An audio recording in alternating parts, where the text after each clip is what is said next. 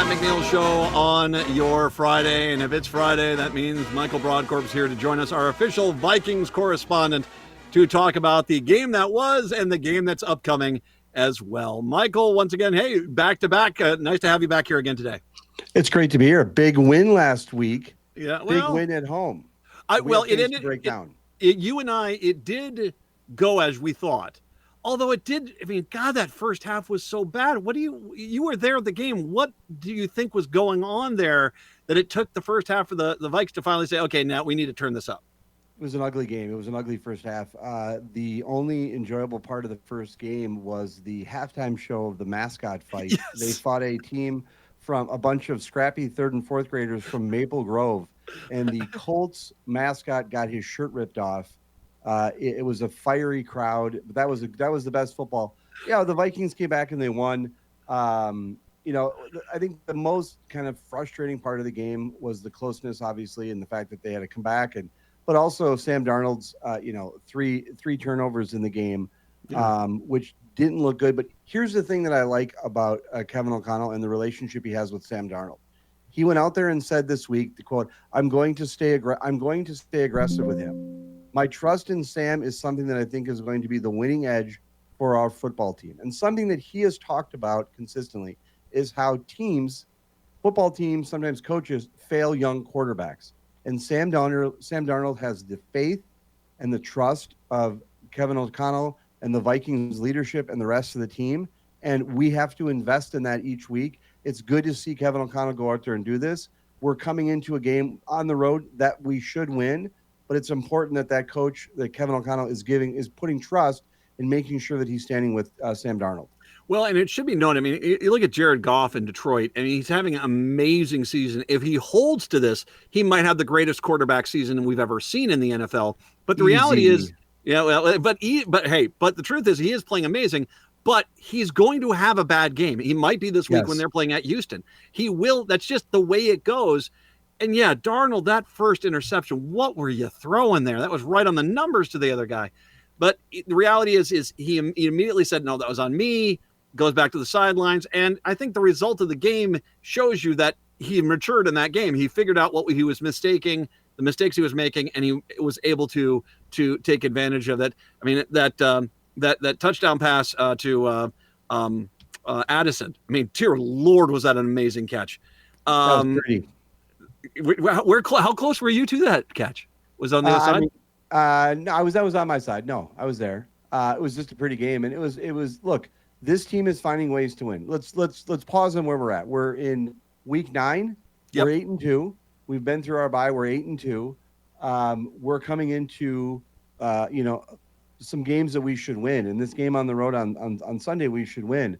But that game was closer than we expected it to be. Mm-hmm. But they still got the W. And if you would have told me this time last season, or if you'd have told me in January or in this summer that after 8 games the Vikings would be 6-2, I probably would be running up and down my street streaking because I would be so happy. And so not doing that, but I'm pretty happy. I think there's the difference between this week and last week. The reason why the Colts were pretty pesky and why I do not think the Jaguars will be pesky at all is that you just said it. It's week 10. We're now into November. You know what team you've got at this point. I mean, yes. Sure, occasionally a team starts storming back out of nowhere and wins their final 8 games and they make the playoffs. But for the most part, the teams that have bad records are bad. The teams that have good records are good. I think we're at that point. And Jacksonville, when Trevor Lawrence, their supposed savior quarterback who has not really been there, he's taken the week off. It sounds like is it Mac Jones, something called Mac Jones, is going to take over and be the quarterback for them. That's kind of, I think, a tell that Jacksonville realizes they're playing for draft picks at this point. Yes, and I do want to point out, though, as I read on social media, and I assume it's true because I read it on social media, Mac Jones did when he was with the Patriots, did face the Vikings and did do well. We'll see how he does. But yes, in all seriousness, this is a game the Vikings should win, and they need to win. You were, I've given you a lot of heat for that first week when you went out there and said it was a must-week game. Week 1 at the Giants. Yes. And I've thought a lot about that because I've given you some guff. But you want to know why you were right? Because look at the division standings. The Vikings are 6-2. They're a game out of first place. Every week is a must win. And so I disagree. I disagree with your approach. I disagreed at the time, but you were right in saying it was a must-win game because every game is must-win for the Vikings when you're battling the Detroit Lions that are 7-1, which is just ridiculous. It is, but okay, I don't like them, but that team is playing tough, man. And I think that game that's coming up here with the Houston Texans this weekend for them is actually probably going to be, that's the Sunday night game, I believe. That's probably going to be an amazing game because Houston is starting to really click at times. And so it'll be interesting to see what happens there. Yeah, no, that's, and every week now is, as you pointed out, I think a show or two ago or an episode or two ago when we were talking about this, every game, it's the Vikings are going to have to play. They have to fight for the division because based on what else is going on in the league, we still have the Packers. We still have, it's a competitive league right now. It's a competitive division. The NFC North is a competitive division right now, and we have to stay on top of our game. And so I was critical again week one for you calling it a must-win game, but it's turned out to be that every week now for the remaining season is a must-win game. Yep, I think they got to win this week. They got Tennessee next week. Here's the thing I find to be very interesting. This is the one I'm going to keep a track of. The Bears. That's the third game in this 3-game road stretch we've got. I think the Bears, you and I just talked about the fact that we're at the point now where you kind of see your season. They've got New England this week. They're playing home games. They got 3 home games. They're playing New England this week. They got the Packers at Chicago next week, I believe. Yep. And then they've got us. I think that if they don't do well against the Packers, they're going to pack in their season as well. And I'm keeping an eye on these things because we have to start looking at these chess pieces moving around. It's not just us. What are these other teams doing? And that game could become a problem if they handle the Packers. If they handle the Packers, it'd be great. I'd like to see the Packers lose, but if they do, then they've got hope. And I'm a little concerned about the game there because, as you and I mentioned the entire season, NFC in divisional games in the NFC North, they're always tough. They're always tough. And let's put in the reality is that the Bears are 4-4, Packers are 6-3, we're 6-2. Packers have a bye this weekend, I think.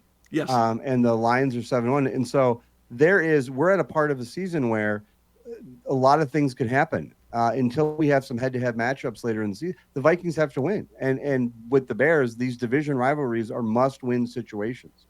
We have beaten the Packers already once this season. Yep. The Lions have beaten us. Do we have 2 games left with the Bears? I think we have 2 games left. Yeah, we have not. I think their first NFC North game is that Packer game next week. Yeah, and so we have the Bears at the Bears and then at home.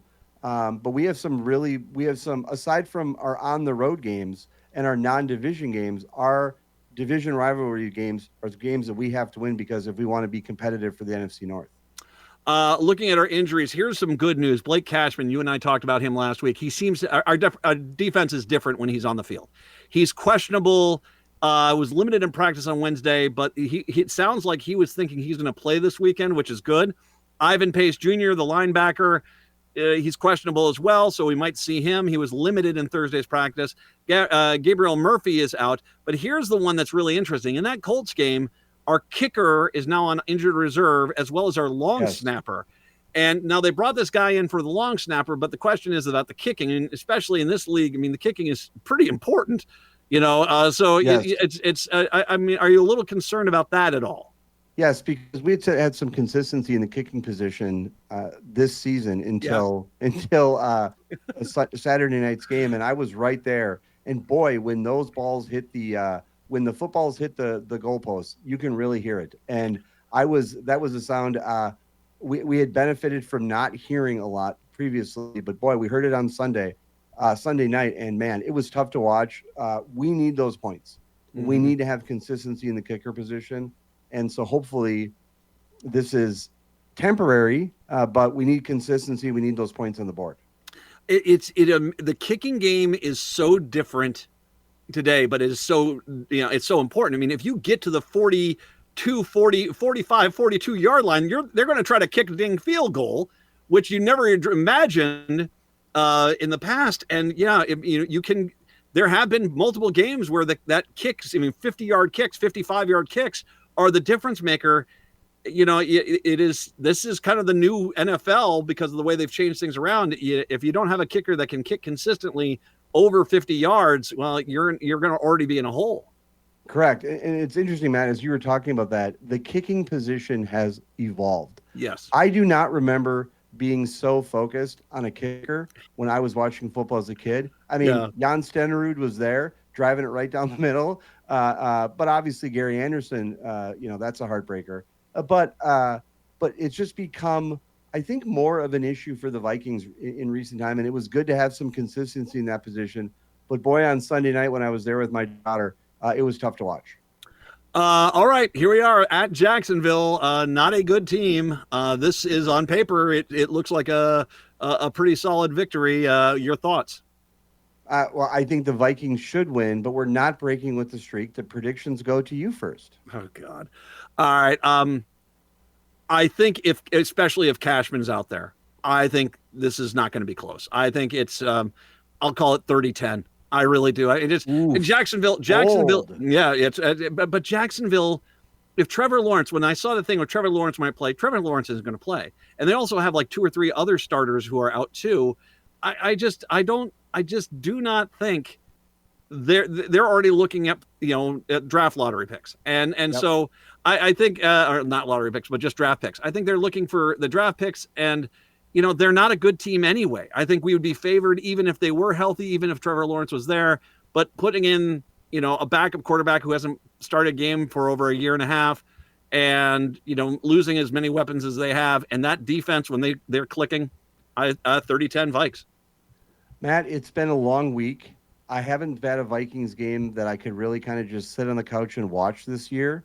And with the past week that's happened, I really hope that happens on Sunday. I really hope it's a 30-10, just kind of a relaxing game, sitting on the couch watching.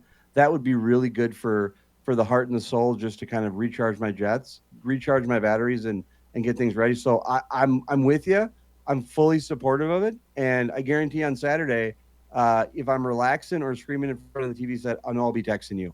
All right, man. We'll chat then, and then, of course, we'll chat next week. Michael Brodkorb, our Minnesota Vikings correspondent, joining us once again. We'll take a break, wrap up the show for the week. When we come back, it is the Matt McNeil Show on your Friday.